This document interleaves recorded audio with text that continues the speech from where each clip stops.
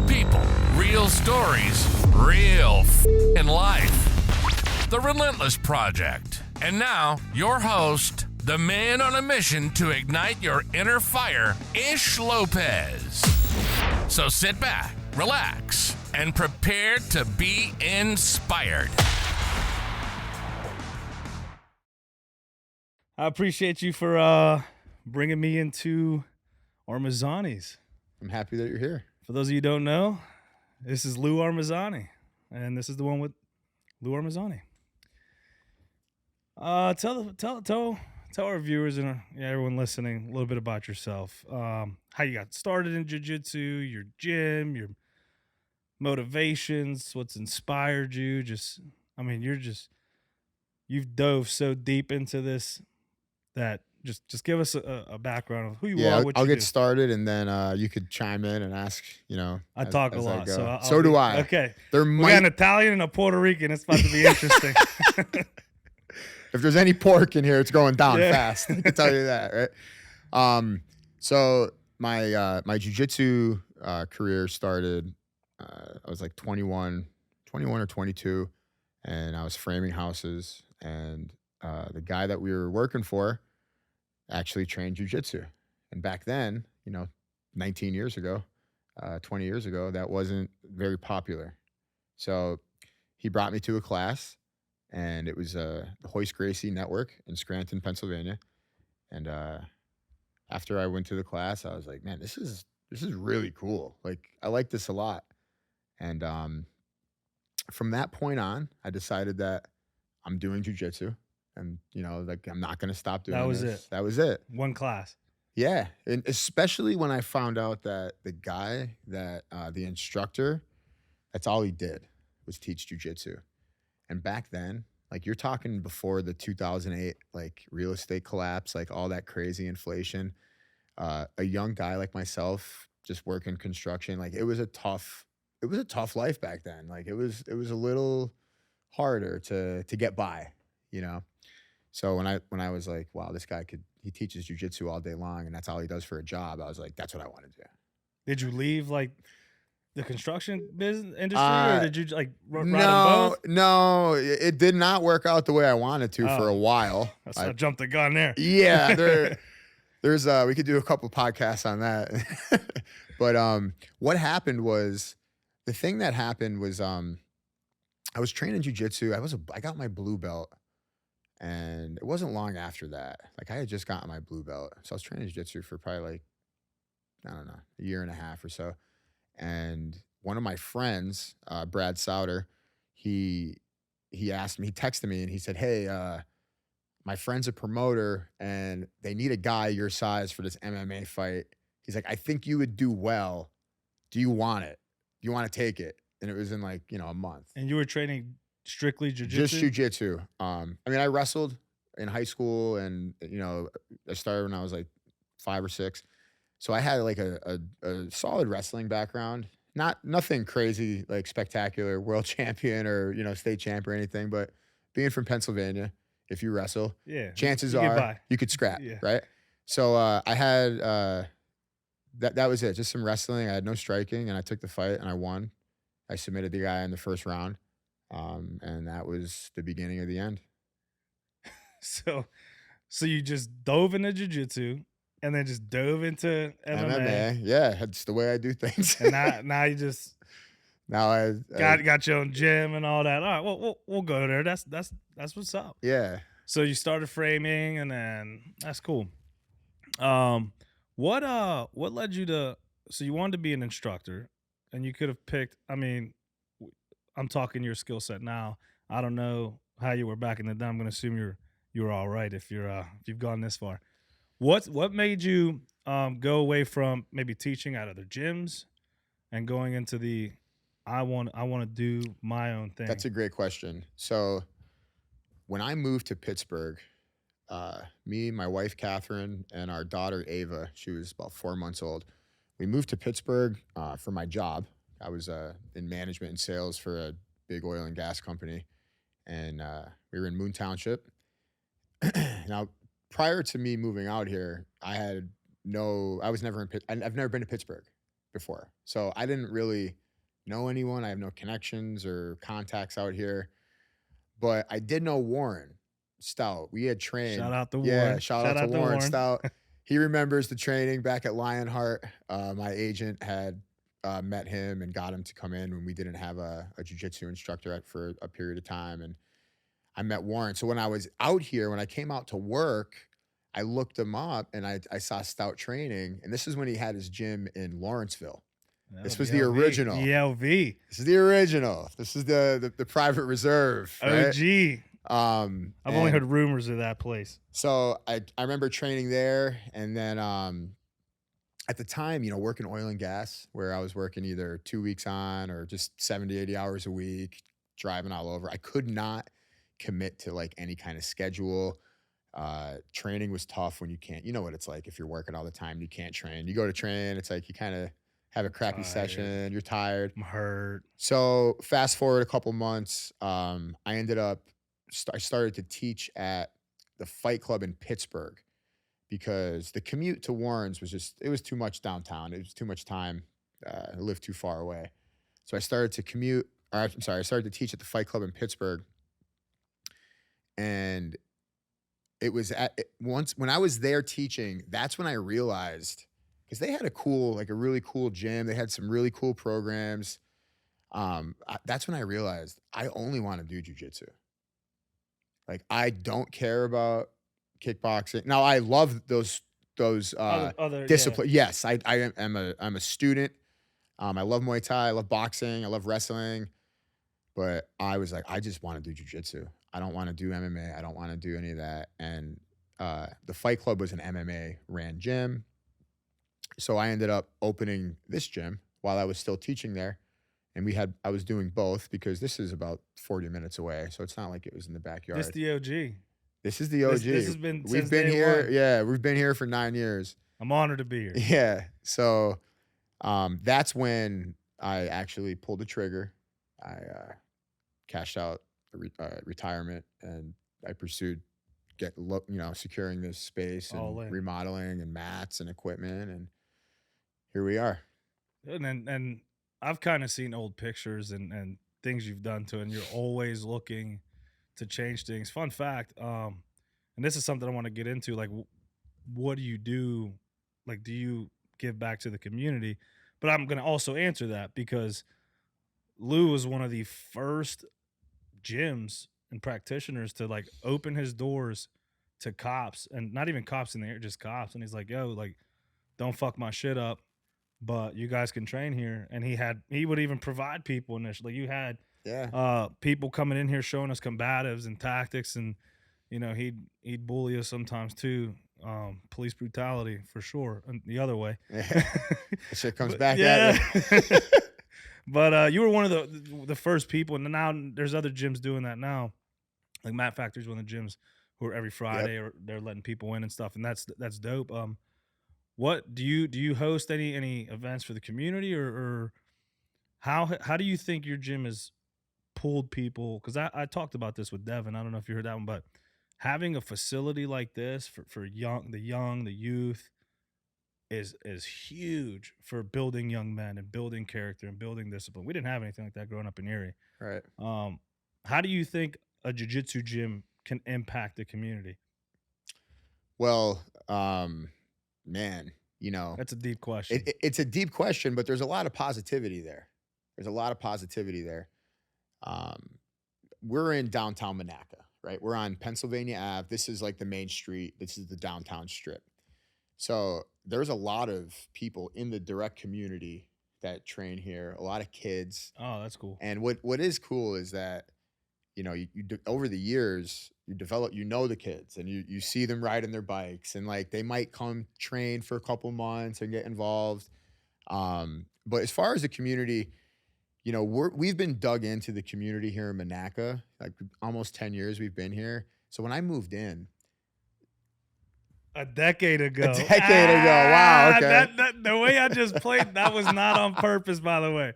Sorry. Well, 10 years, a decade ago. When we moved in here, all the buildings, most of the buildings, except for a couple other businesses, were like boarded up, like abandoned. So people would say to me, Lou, why are you putting a gym in Monaca? And I would be like, why not? Like, I didn't know the town. We had just moved to the area. I was like, I don't know. It's close to my house, and I got a deal on the space. And over the years, we've seen a positive impact directly from the gym. We're at the point now where the Monaca Township, like I know everybody there. If I need something, like it's handled. Choke them out, or Well, like we have our outdoor events at like some of the parks, and like they are so accommodating, and they move things around to do what we need. Seeing the children grow up, that's one of the things. That's a tearjerker. Is just when you see the kids go from kids to like men or women, like when they grow up. And we've experienced a lot of that here, and I love it. And I also don't like seeing the kids grow up and all that and the growth sometimes, but as far as the community goes, we're locked in here. I donate to as many the Monaca CDC Community Development Center. Like I donate to that. Any of the football or local sports programs, I try to give them, if they ask for things, I try to donate to all that because, like you said, when we were kids, the resources were much limited. Yeah, much more no, limited. that's awesome, man. That's awesome, and it's crazy because like when I started jiu-jitsu 3 or whatever years back, like my mindset changed, and I grew tremendous, and I still grow. Like people look at me because I'm big, and they automatically think, "Oh man, he's intimidating" or whatever. I got humbled so hard going into jiu-jitsu, and I already thought I was a humble man. So what does that tell you? That's your first mistake. First mistake, right? I go in there and and it's like 120 some pound chick. I'm gonna take it easy on her. She was a blue belt at the time, and I like fuzz patch. I had nothing on my. They just cracked it open, And man, I got swept. And I think I already told a story, so I'm just gonna leave it at that. And that opened my eyes. Like, dude, like it doesn't matter who you are. Like anyone has the ability to destroy you. Yeah. Like, and that lets you approach people differently in humble manners and in respectful ways. Mm-hmm. So like to have a facility like this where, and that's just my story, one story of one kid at one gym, you have 50, 60 people in your gym. Like that's 50, 60 stories. Right. That's impact, and they're impacting people. So that's awesome. That's awesome to hear. I mean, I kind of wanted to see what the gym was doing. And I know it's been doing good, man. Like I said, you opened your doors to us, and that was very much appreciative. What differentiates jiu-jitsu though? Like, because when I started everyone I've introduced to jiu-jitsu, at first like, oh man, that's dumb. Every single one has like gone nuts with it. Like loved it. I haven't met one dude or one chick who I've introduced to jiu-jitsu who've gone, that's just not for me. Yeah, I don't really know. Like what do you think differentiates jiu-jitsu from any other of the arts? I think the coolest part about jiu-jitsu is the camaraderie of the team. That's my favorite part. Like, I think that's what gets people too. Like, I think that's what makes people committed, or it's easier for them to be committed, and it's easier for them because when you have a team with camaraderie, it's like the locker room stuff never stops. Like the fun, the BS, like it never stops, and it's always like we're always building each other up. And I think that, not that other sports or other disciplines don't have that, but in jiu-jitsu, I think we could all agree that it's just a little bit different. There's a little bit more like to it than just showing up to work out, Yeah. No, it's crazy that you say team, because when people think jiu-jitsu, it's one person. Individual, right? Correct. It's one person on the mat. It's one person in the octagon. It's one person. But that one person, like, there's an entire team standing behind that person. 100%. Like who you spar with, who you train with, the dude that you pick or the chick that you pick last sparring session just to get extra reps in. Like, right. You're always being developed by a team. in a sense. Well, you have to think about it like when I'm training, for example, or you're training, it's like, all right, I'm going to go with, all right, so for example, I'll say I want to go train with, I'm going to do a round with Dustin Wagner, one of my brown belts. Tall, lanky, very, very specific game to triangles and back attacks, right? So maybe after that round, I'll want to go work on something with someone who I know is going to wrestle more and try to be on top more. Someone who's shorter, stockier, stronger, right? Exactly. That's my game. That's what I try to stick with. Then I'll go do a round with, a blue belt, just a random blue belt, and just kind of do whatever, cruise around, have a little bit of fun. Then I'll go take a round with somebody who's, my level, like Areola. Not that those guys are my level, but I'm kidding. That was just a joke for the camera. I'm just the host. Yeah, that was a joke for the camera. No, but then I'll do a round with like one of my black belts or another one of my brown belts and really go at it and maybe not do well, maybe get beat, maybe win. But all of those people are responsible for your personal development of jiu-jitsu. And there's no way around that. And furthermore, let's talk about this. So let's say I have those same people that I just said, right? With the different games, short, tall, better than me, not as good as me. When we get to each one of those stations, right? Let's say one's on each one of those squares. When we get to each one of those, that makes us better. But when we avoid the one that's going to be difficult, that we know is going to be difficult, and we avoid it, ooh, we just did something bad. We did something really bad. That's what stunts our growth. That's what prevents us from getting better. Now we just open up the can of worms into jiu-jitsu and mental health. Ooh, and discipline. This is where I live. And I was literally listening to a podcast by Bedro Kulios, and he talks about doing the hard shit, taking Every the stairs day. instead of the elevator, parking in the farthest part of the lot so you can walk to work instead of parking up front. And when you do a lot of hard things, life becomes easier. It does. And it's like a oxymoron. The harder you do things, the easier things get. And that's so true because when I started jiu-jitsu, mind you, I grew up fighting all the time. Right. Fearless. Then I learned how to fight and fear set in, which is blows my mind. But there's a scientific, there's a thing called, it's like the Jackson something Krug. It's like a phenomenon. Is that a thing? Yeah. I'm blaming that then. It's Okay. their fault. Yeah, it is. I'm blaming that. And I learned early on, I found real quick who the gym enforcers were and the heavy hitters were. And I was like, all right, time to pick partners. I'd deviate away from them. And they always found me. And always. They always find me. And it was hard and I hated it. And I remember doing a mind switch where I started seeing a little development in my jiu-jitsu. And I was like, you know what? I'm fucking picking him today. Yeah. And that simple mindset. That's growth. I felt like I rolled better that day. I walked out the door a little taller that day. I'm 5'7" on a good day. But, everything starts going into place when you start doing that. And that's funny you mentioned that because when you try to take the easy route in anything, you're never going to grow in it. So this brings me to what I've been talking about a lot. Because we compete a lot, right? We have athletes. You guys compete a lot. When you have, you guys are always competing in MMA. I'm always seeing, stout guys always fighting. Poor Wilkins. I don't know how many weekends he spends at home. The guy's always, I'm always seeing him at a fight or on But here's the thing. When you have a lot of athletes that compete, you want them to do well. Well, if they're going to do well, that means that you have to do a good job at preparing them to do well.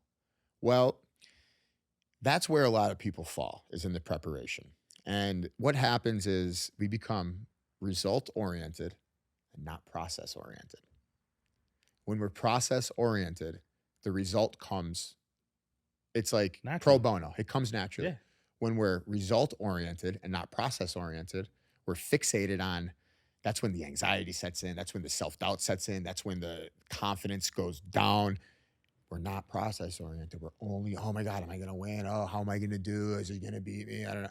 When really we need to be worried about, Did I get my 8 hours of sleep? When I woke up, did I do my meditation? Did I go for my walk? Did I hit the morning workout? Did I eat my breakfast on time? Those are the things that make all the difference. It's the sustainability, that Kaizen, effect, a little bit of adjustment over a long period of time. That's how we get victory. So here in my gym and my teaching and the culture is we are process oriented. So we have a very, very, very specific way that we do things because of that process, that we want to make sure it's perfect. And we have a very, very, the bar is high in here, and there's no exceptions for anyone. 0. That's how many exceptions there are. I'm included on that. I don't give myself a pass. So the things I expect out of my students and athletes, better believe that I'm doing it first and I'm showing them and I'm doing it with them. Because how could I, the age old thing, how could I expect them to do it if I'm not going to do it, or if they don't see me doing it? No, that's so true. Embrace the suck, competing, right? I'm 40. I just turned 40. Damn. I mean, it's all good. I'm pretty healthy for 40. I'm aware. For 40 years old, all right? Very aware. Yeah. But I'm going to, like I told you, I'm competing in the ADCC Open next month. And part of me wants to do it, but I know that my team and my gym is going to benefit from that. They're going to benefit from the aura of the camp. They're going to benefit from the training. They're going to benefit from the culture. They're going to benefit from the vibe. The mindsets. The mindset. Even everybody that's not competing, that still shows up to practice, they're a part of the training. They're a part of the help. They're part of the team. We have the camaraderie. So it's just uplifting for everybody. Whew. Woo! Depth. That's it, baby. Depth. And I like how you leading from the front, leading from the middle, leading from the back. And the famous quote, embrace the suck, right? That whole quote's premise is doing the process, living where you're at, not worrying about the end goal, doing, it's hard right now. Preparation. It's supposed to be. Chop wood, carry water. Yeah. Do it. Yeah. Do the motions. If it's hard, do it. And it's always going to be hard. That's one of the things.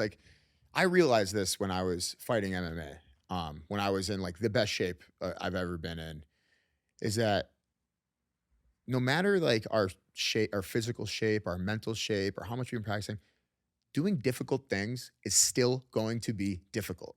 Sometimes we think that we've gotten to this level that, now when I work out, I won't get tired. Or when I go to lift, it's I'll absolutely get an extra rep every set because now I have 13% body fat, or I've lost 20 pounds, or I haven't had a fucking gram of sugar in 3 years. I don't know, whatever these things are, that kind of. That's funny you mentioned that because I obviously train at the lift weights, love lifting weights. And my goal was, bench 225. When I get to 225, result oriented, right? Injuries occur, all that stuff. You cut corners. Yep. You half-ass a rep, whatever. Did you ever get it up or not? Oh, I got it. But then I was now 315. And the corners that I was cutting under 225 and stuff, you couldn't do that when you're trying to get to that certain weight. Right. So I had shot myself in the foot early on, cutting corners, half-assing reps and stuff. And then, squeezed out that 225. And I was like, I got it. My goal's 315. And I tried the same process and it failed. And then I had to literally start all over because injuries occurred and stuff. I had to start all over and basically took double the time to get to 315. Because your process was off. Yeah, there probably wasn't one. It was probably just. And then that's it. There wasn't one. Flying by the seat of your pants. Yeah, that's exactly it. And if you cheat now, you'll pay for it later. Where if you embrace the process, do things right, that result will come. Everywhere. Yeah, and everywhere in facet, life. Yeah, everywhere in life. And I like how you say, the discipline here and stuff. We were setting up, and one of his guys touched a corner of the mat with his shoe, and he's like, "Hey, you stepped on the mat." He's like, "Oh, you want me to do the push-ups?"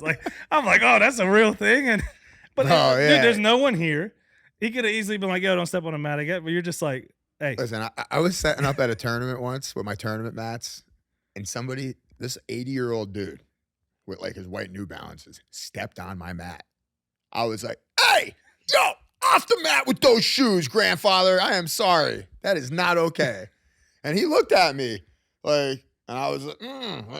And he was like, all right. He knew. He knew. Yeah. He's on the mat with the shoes. Practice you don't see anybody else on with have their shoes on the mat, right? Discipline, even in the smallest things.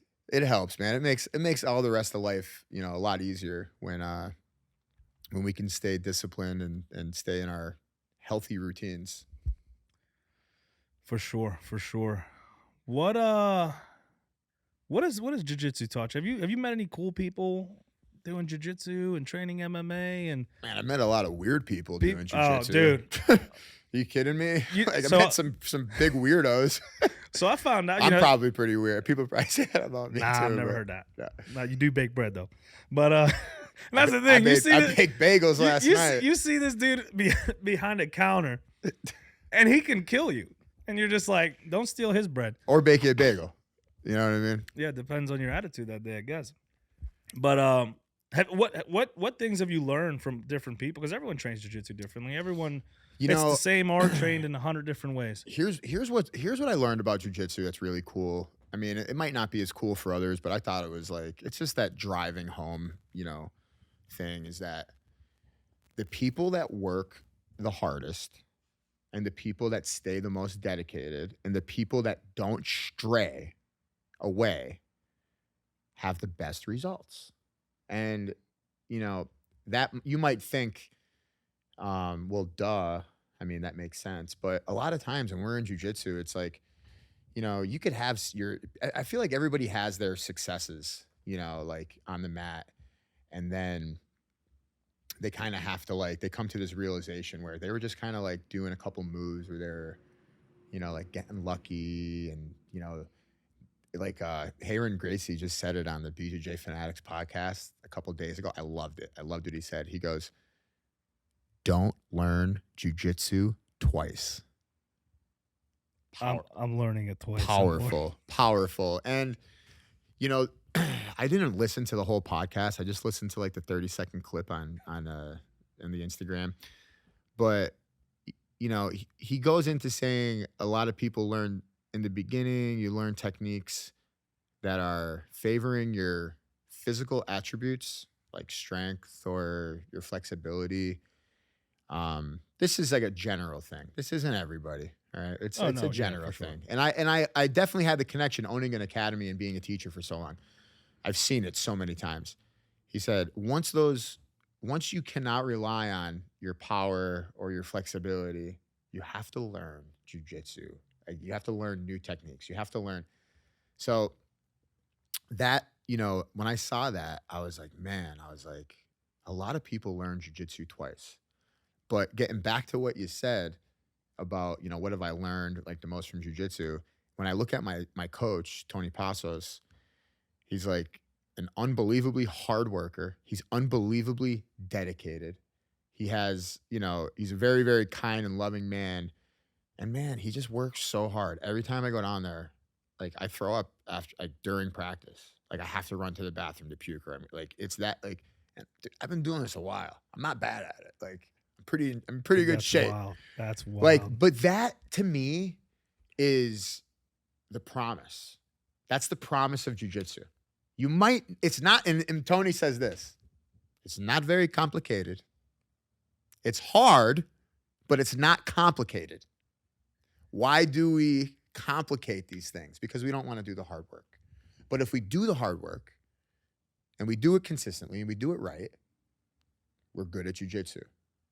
We get the position that we want. We in our personal life and work, I'm just applying that to other areas. That's what I learned the most about jiu-jitsu. And like I said in the beginning, you might say, well, duh, but seeing it like happen and watching it and seeing it and then seeing the success on the mat from all the students who are world champions, it's like, man, it's so true. It's so basic to we heard it a million times, but. Well, it's like all sports, right? The fundamentals, nail the fundamentals. Jiu-jitsu is the same way. Like you can learn 1,000 different techniques, but if you don't know your fundamentals or care to respect the fundamentals, all that stuff goes to shit. And fast too. Yeah. Fast, Perfect example. I am really good at jiu-jitsu when I'm not tired, right? And as soon as I start to get tired and I realize my strength is like me and him rolled for like 30 seconds right there. And I'm telling you, the dude gripped me up like I owed him money. I said, oh, my strength's not going to work with this. So you remember that day after Yeah. well, strength's out the window. Yeah.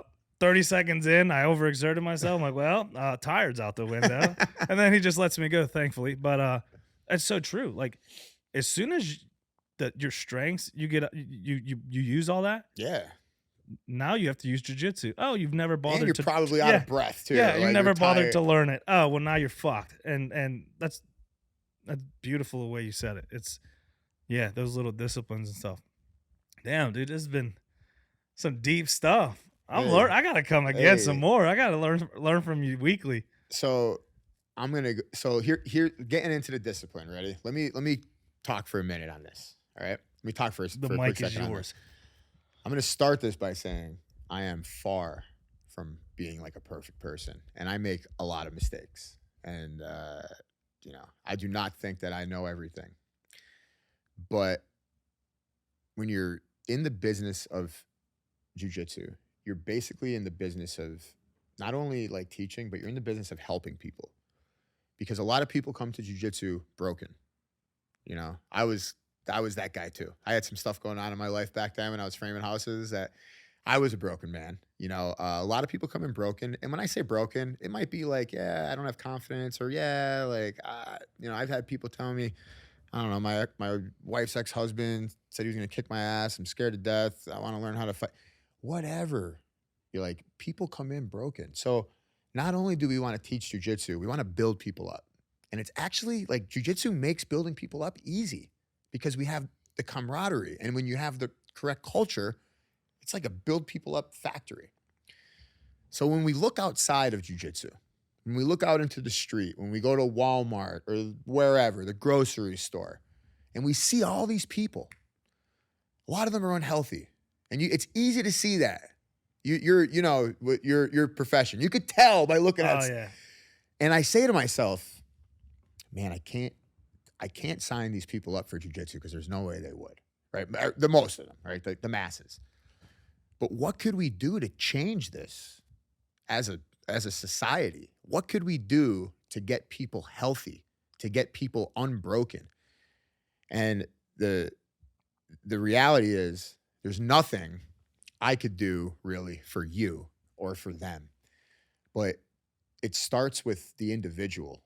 It starts with the individual making the connection with themselves, understanding like, man, I have to eat healthy. Man, I have to make sure I'm sleeping 8 hours a day. I have to stop drinking pop. I have to stop drinking alcohol. Daily alcohol drinkers, that's 100% of their issues in life it all goes right back to alcohol. And I could show people on paper like a million different ways. This is how we can have that jiu-jitsu, camaraderie, that love, that passion. Like it starts with the individual and the discipline, like coming back to it. Like I'm a preacher with this stuff. I'm not a preacher like in church or anything. Jiu-jitsu preacher. But I try to preach about health. I try to preach about like going to buy food from your local farms. I go to farms like twice a week usually if I'm not, swamped here, buying milk and potatoes and vegetables and beef and eggs and showing my children, hey, this is how we cook food. You don't have to go buy food at McDonald's to get food or the grocery store. You could actually get it at a farm and cook it. I think that we need to really, I think the jiu-jitsu people are good at pushing that on non-jiu-jitsu people. That the wellness, the total wellness, like the Joe Rogan effect almost. Yeah. Like jiu-jitsu people have that, like we kind of like rub that off onto people. And I think that's an important thing. I wanted to say that. I wanted to get that out of me because when we look at society the past couple of years, if you get that fly with your hand, I'll give you a stripe. Even though, whatever it is, what it is. No. Don't tell Warren. But like after like post-pandemic and everything, it's like people are a mess. People are severely unhealthy. They're morbidly obese. They're addicted to drugs and alcohol. And the way to change that isn't a pill. It's not Oh, a man, shake. dude. It's not a workout. It's not read this book. It's not go to Armezzani Jiu-Jitsu Academy. They'll say it's not a gym. It's not a trainer.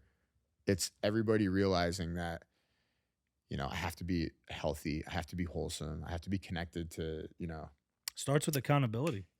it almost sounds like sappy and lame No, and stuff. it don't. But that is the way we change society. It does not sound lame at all, because anyone who knows me like, I always say, no one's gonna come fucking save you. Nobody. There are saviors. There are people who help people, but none of that can happen unless you take some sort of accountability for your life. 100%. And that's the basis of it. And it's almost tough love or whatever, but I truly love people. So I say that out of a position of respect and love. It's like, get the fuck over yourself. Like, we can sit here and wither away and my life sucks and this and that. Yes. Okay.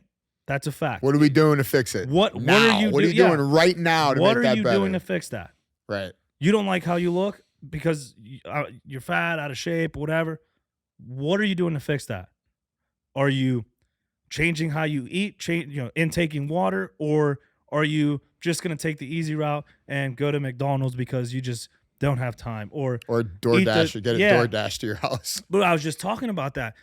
Life has become so easy, convenience related, convenient with that everything. Minimal effort can take you so far now. If you're hungry, It really can. it can. Like, you should say minimal action. Minimal act, yeah, minimal action. Let's even lower it. Yeah, even more. Like if you're hungry right now, most people. Well, let me just bring food to me. I've never even done. I don't even know how to do that. And I'm guilty of. I've done it. I mean, I'm not. And my excuse is, I'm running here, showing houses here, and this is That's how a great excuse. Far I've come. That's a great excuse. I'll be like, there's a fast food restaurant. I can easily stop there, and now I go. No, I would rather go to Sheetz or Gecko and get an apple or something. All right, so let me talk about this real quick. Yeah, no, Again, please. Let me hijack you. I'm gonna take hijack it. you, right? When fighting is what really made me understand nutrition.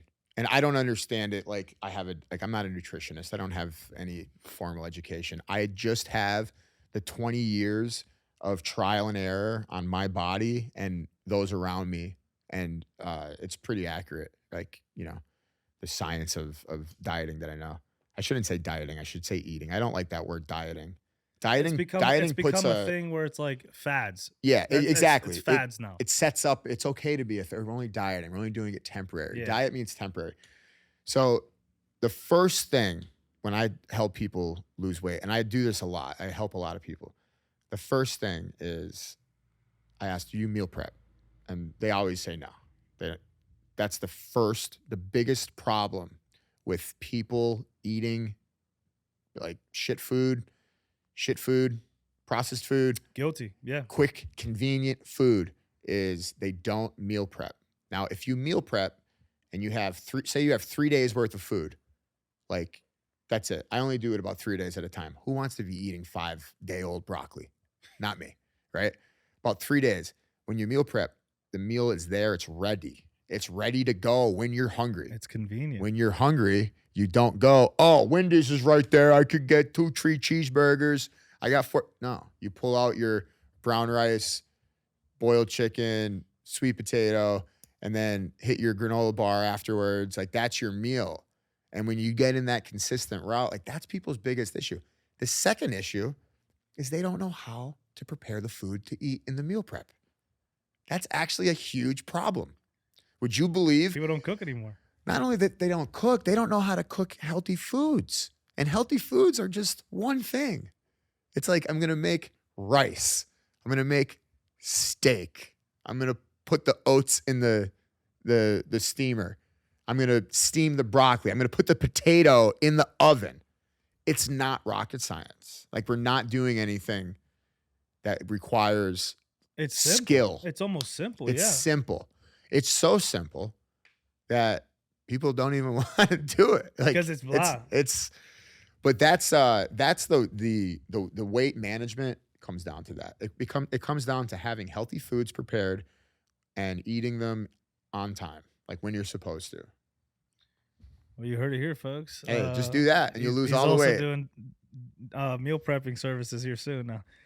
I thought about that and we pulled out. We were going to do that, but it goes back to the convenience thing. If you meal prep, I know I'm going to be on the road all day. 2 meals. Yeah, two exactly. meals out. I'd bring a cooler with me. Yeah. It has to be fresh, right? No, that's good because it's crazy that you can buy a cheeseburger. What is a cheeseburger? They don't have a dollar menu anymore, do they?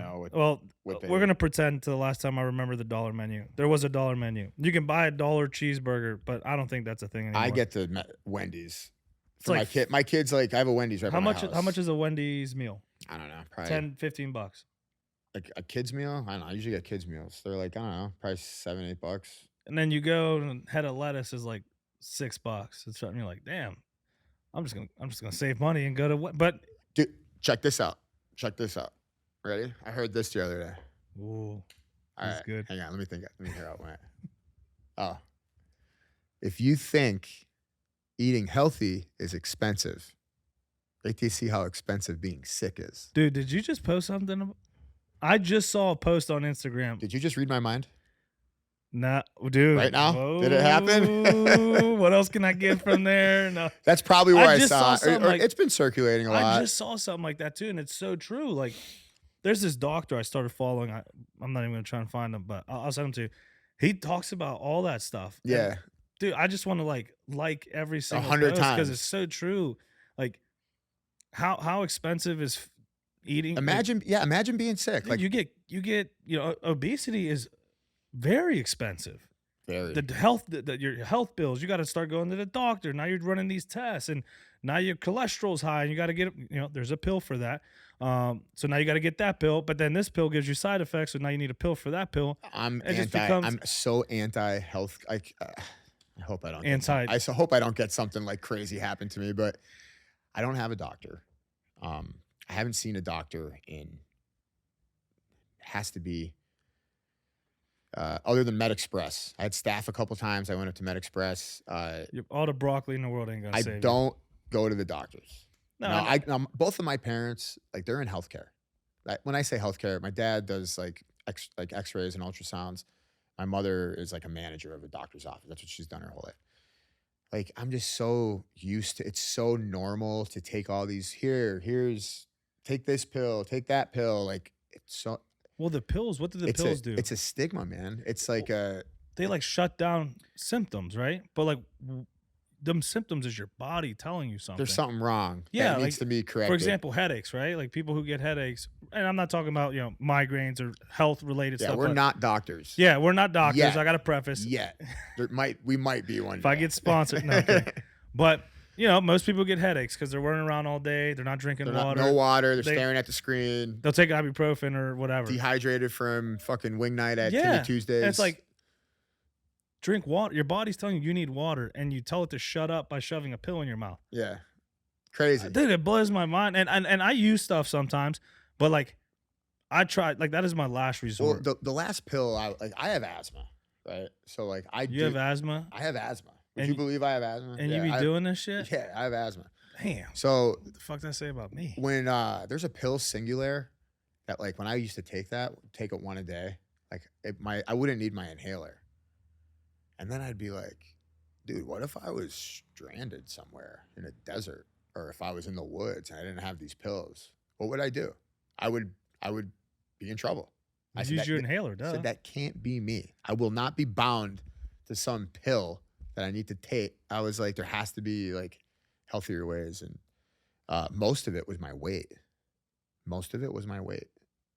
Losing 30 pounds, man, I could breathe like I think he's trying to say something. I could breathe like Wim Hof, man. It's all right. No, I'm serious. Like, a lot of times, like, it's the weight, but I don't know. I'm into eating healthy, man. I'm 230 pounds. Yeah. Right.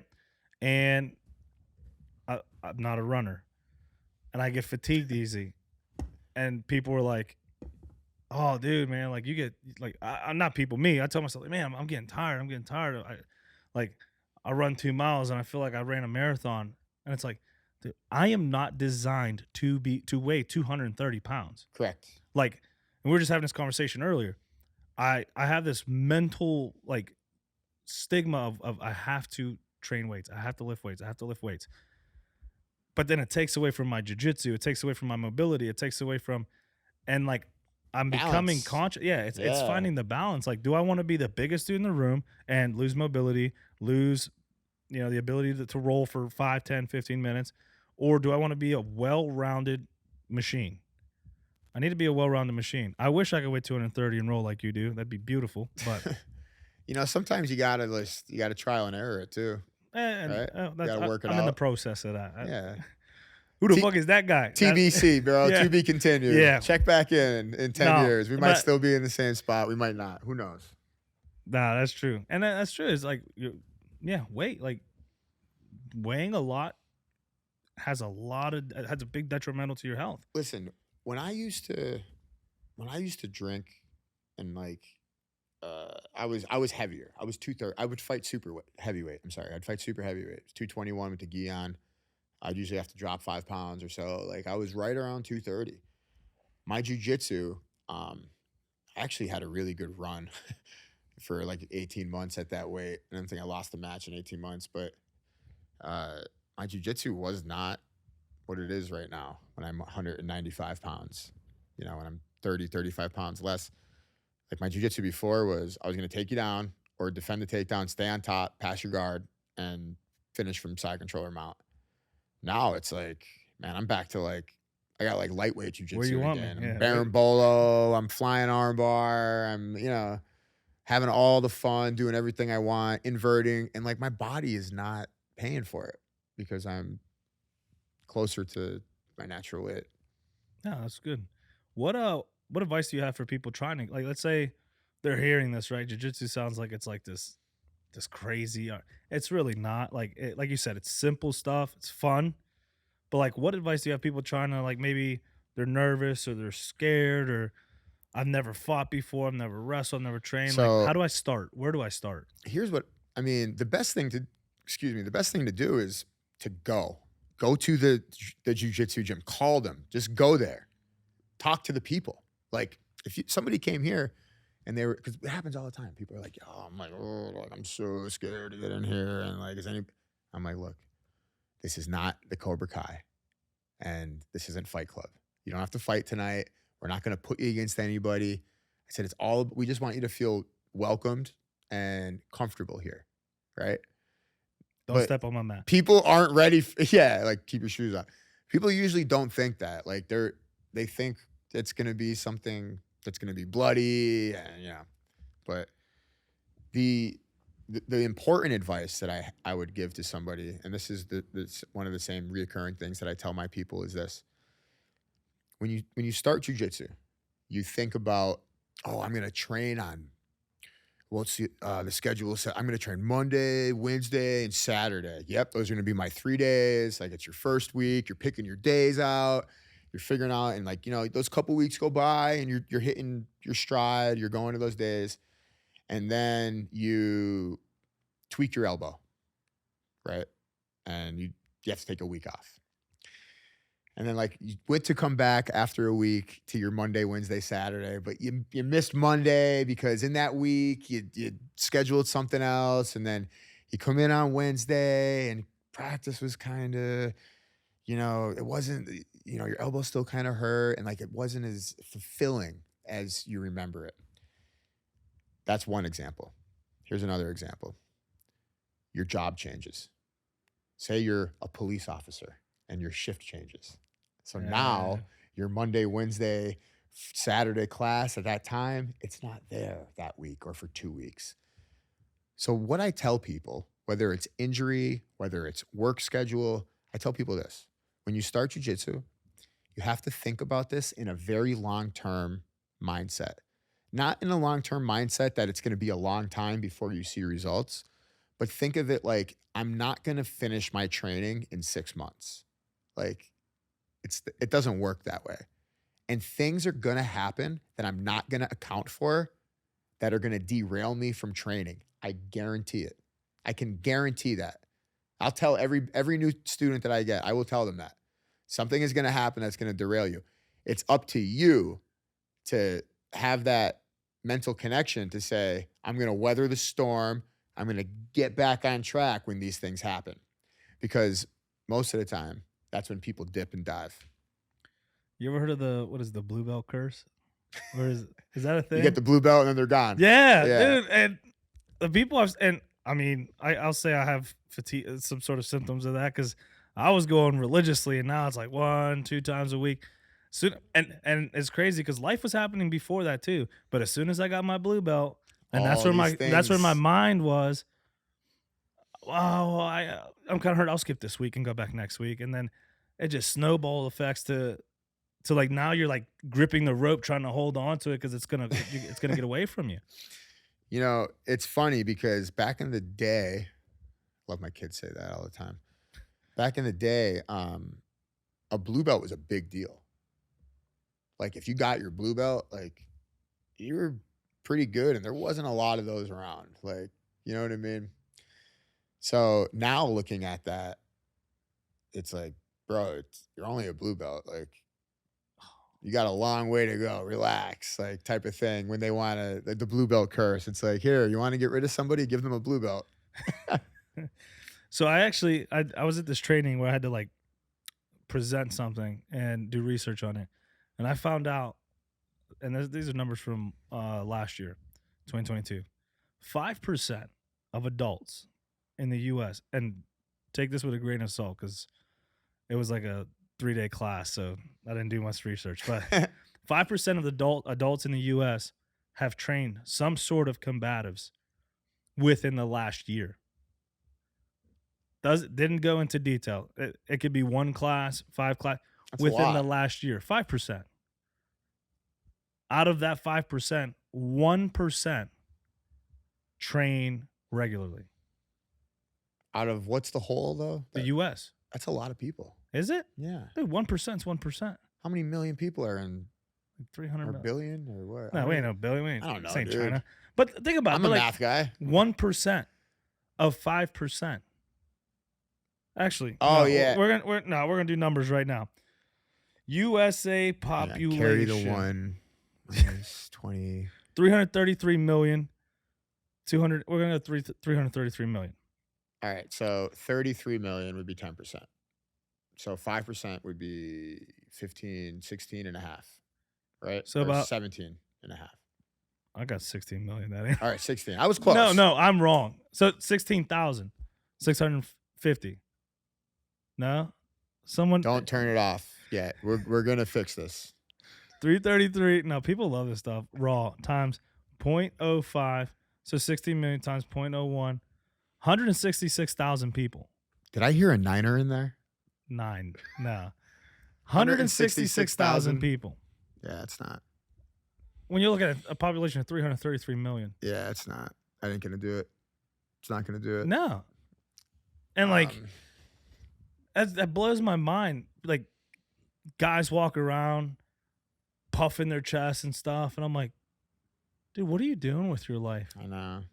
Like you can tell when people train, you can tell when people don't train. It's how you walk, how you talk.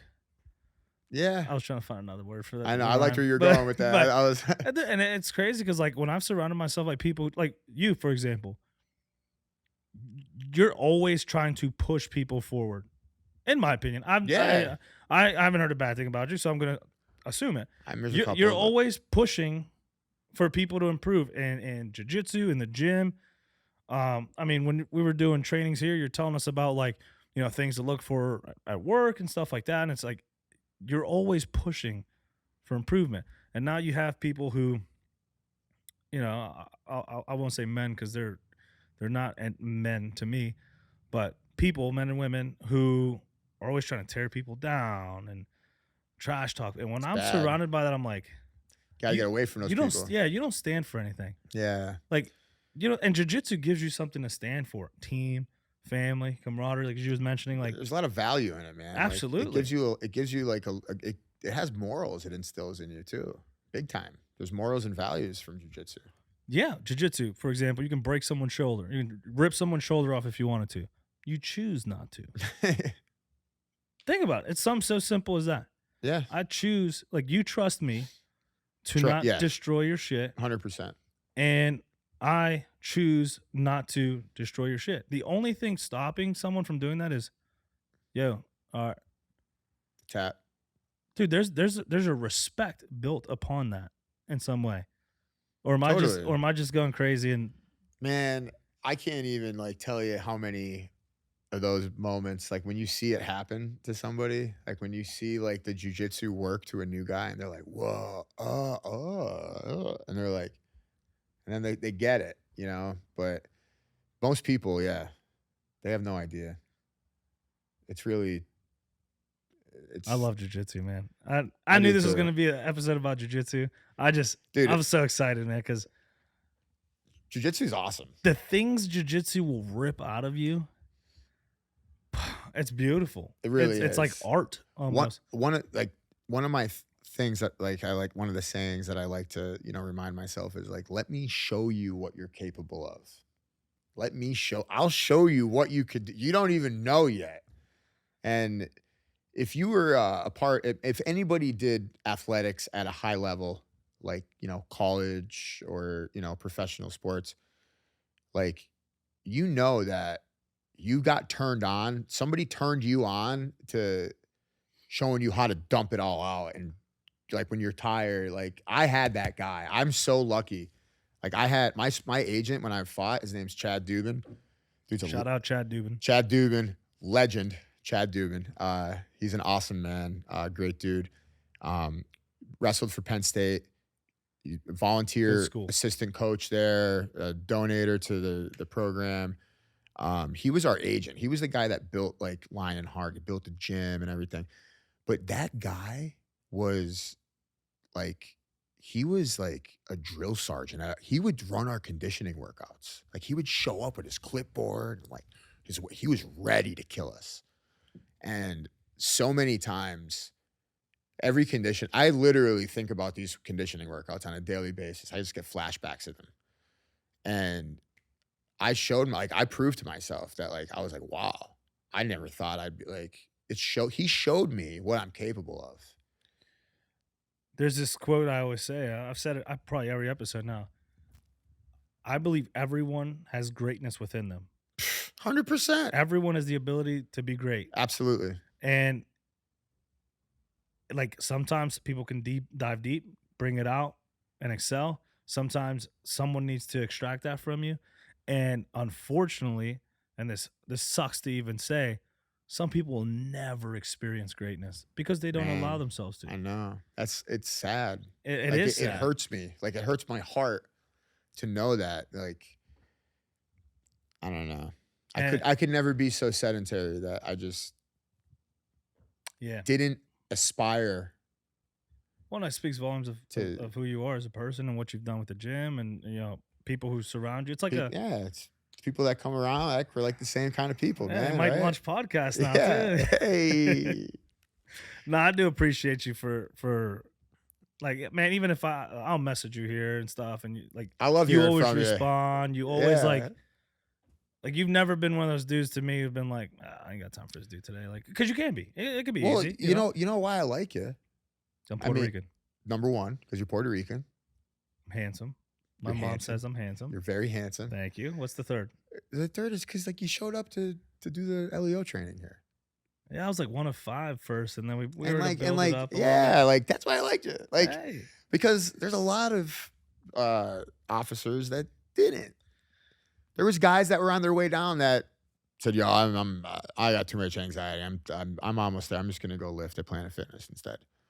Whatever, I get it. Sure, but like that's why I liked you, because I like people that are trying to make a difference. Period. For the better. Like I like those people. Appreciate that. No, and that goes back to the segment of like cops not training, people not training. It's like you took this job where other people depend on you, and you're failing yourself. Yeah, man. Too many cultures create inconsistency. You know, so too many different police cultures. Like you get sedentary, people get used to the way things are. It's like you're not used to complacency. Complacency is a huge.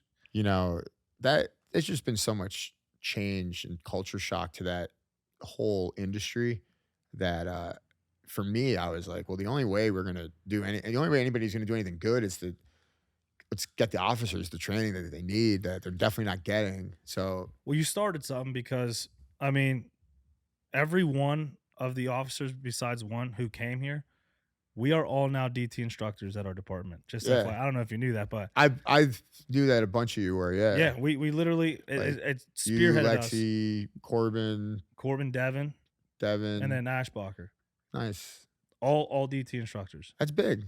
I mean, Every single one who was here, like day in and day out. Now we're going back to our department. So, like, imagine if we had that impact at least five other departments. I know, and it's where crazy. training is regular. You know what's crazy is that when you ask, like, some of the chiefs, or it's like, hey, why can't we do this? Or like, what's blocking us from having this training? And it's always like, oh, well, like, there's no money for it, or guys are working OT, or there's always 5 excuses as to why they can't do it.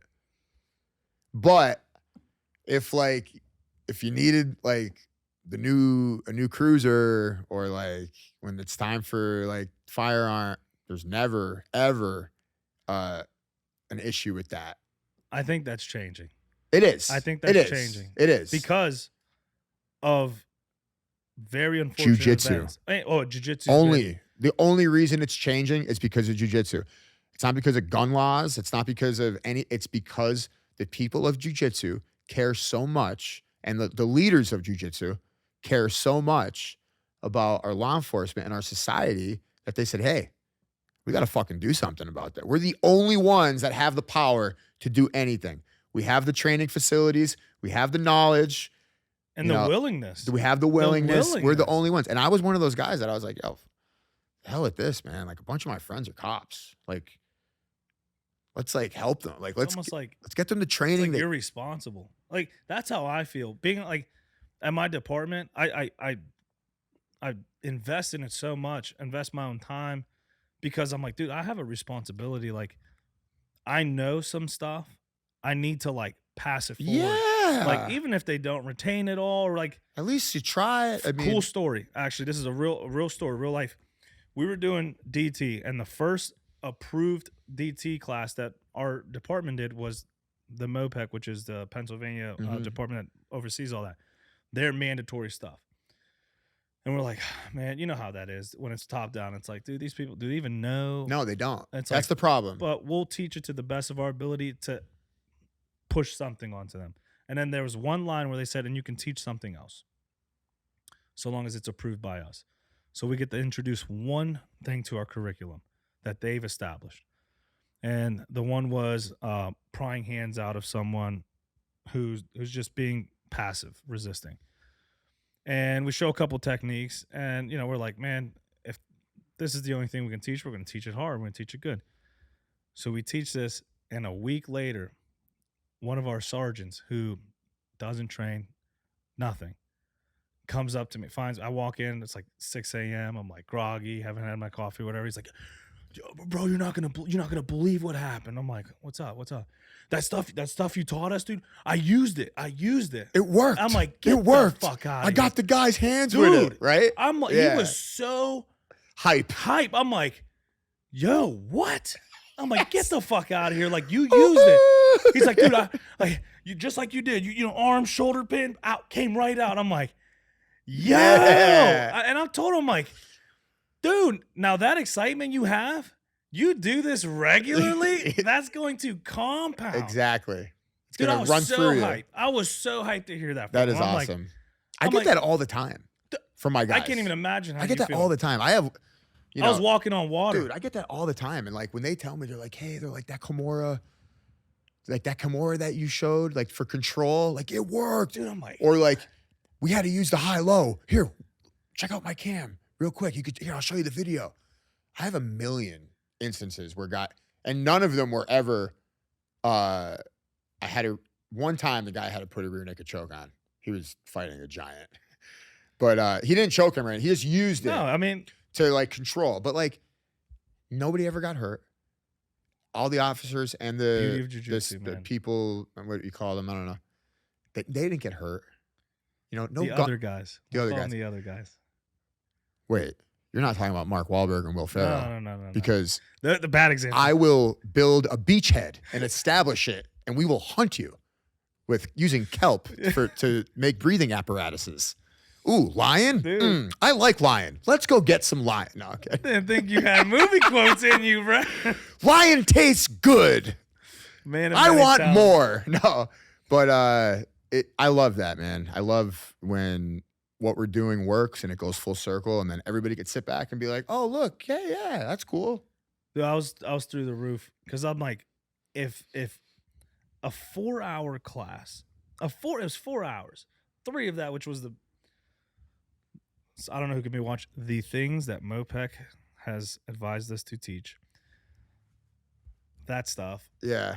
And then 1 hour is that extra stuff. And that 1 hour they were able to pull and use effectively.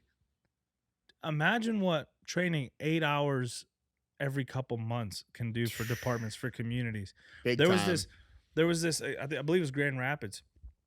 A cop is rolling around with a dude. You can tell he's never trained before. He's flustered. He's scared. He's fighting with this dude. Accidentally shoots this dude in the back of the head. And mind you, I watched this with dudes who train jiu-jitsu, chicks who train jiu-jitsu, people who train combatives, and they're like, "Oh, dude, he's got his back. Oh, he's good." And then we see that at the same time. Every single one of us are like, "Whoa, what? No bueno. You had his back." One of the most powerful positions in jiu-jitsu. Yeah. Not good, man. You're like, if I'll leave it with this. If as an adult, you can physically control or restrain another adult in a combative situation without providing harm, it's like gold. It really is. It's like gold. It is. You know how amazing it looks when a cop is like, and is holding a dude down and he's talking, "Hey, bro, chill, bro, chill." I love seeing those videos when you get to see them. Bro, like, I'm rolling in the back of a van. This is not where that's going, but me and my partner are rolling with the dude in the back of the van, and it's black, it's dark, I can't see anything, and I grab an arm, and I grab it, and I start, yo, my partner's like, hey, wrong arm. I'm snatching all the arms up in this piece. I was like, my bad, homie, I let go up, but I'm talking with them like, yo, bro, chill, like, relax, we're not here to hurt you, But, when you're able to do that, and you're not worked up, because hey, dude, I'm going to be okay. No, man. Even if he gets on me, I can get out of this. I'm fairly comfortable. Yeah. Like when you're able to be calm in those, and jiu-jitsu taught me that, how to be calm in that uncomfortable situation. Like he's on you. He ain't beating my face in. He's not going for my tools. I'm good here. I'm good. I'll work through it. Right. But what do you see on YouTube and shit?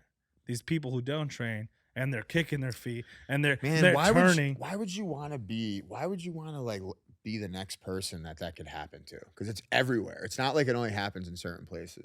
Everywhere. Yeah, they need to make that mandatory ASAP stat for sure. Like one. If you can give our viewers one thing to exit with, one thing, your heavy hitter, your line, one thing to exit with, something is this: deep down, you're the only one that's going to save you, right? You're the only one that's going to be able to change your situation. You need to work hard. You need to be consistent. And if you want to live long, you got to live a healthy lifestyle. That's it, man. That's all I got. That's depth. Simple. It's simple and healthy. Just hard, trying to be healthy. Yeah. I want to see my great grandchildren grow up and stuff. So I'm trying to live till I'm like 90. They're gonna be training at Armezzani. Training at Armezzani. It's not even gonna be. You don't have your name and first daughters. name. I was gonna It'll say be Armezzani and daughters. Yeah. Armezzani and friends. Yeah. I can see it now. All right, I appreciate you for letting me come up here, man, and invade your space, you're bro. The man, I love it. This is the One with Lou Armezzani. I think people are gonna love this. I appreciate you guys. I appreciate every single one of you who still thank you, reach everybody. out to me. I appreciate you, dude. You'd be surprised. The first episode, from the seat of my pants, and people were like, "Dude, this is gonna be great." The second episode, people loved the third episode. So what's the fourth episode about this? All right, homie. I appreciate you guys. Oh, no, but in closing, if anybody ever wants to come up here and train with me, my door's always open. More than welcome to. Also, he's training for the ACC. ADCC Open. ADCC. Yeah. So if you not the come up trials. I'm doing the Open. I'm doing the Masters. But yeah. Hey, let's get up here and get him ready. We're getting it. All right. Later, y'all. You've been listening to The Relentless Project. Ish Lopez grew up in the heart of the inner city, but he managed to build multiple income streams, join the ranks of law enforcement, and dive into countless ventures, all thanks to the incredible relationships he forged along the way. And now his passion is to share those stories with you. Make sure to connect with us on social media. Find Ish on Twitter and Instagram at The Ish Lopez, and the show at Relentless PRJCT. We're on all the major streaming platforms, from Spotify to Apple Podcast and Google Podcasts, and wherever you like to catch your favorite shows. See you next time on The Relentless Project.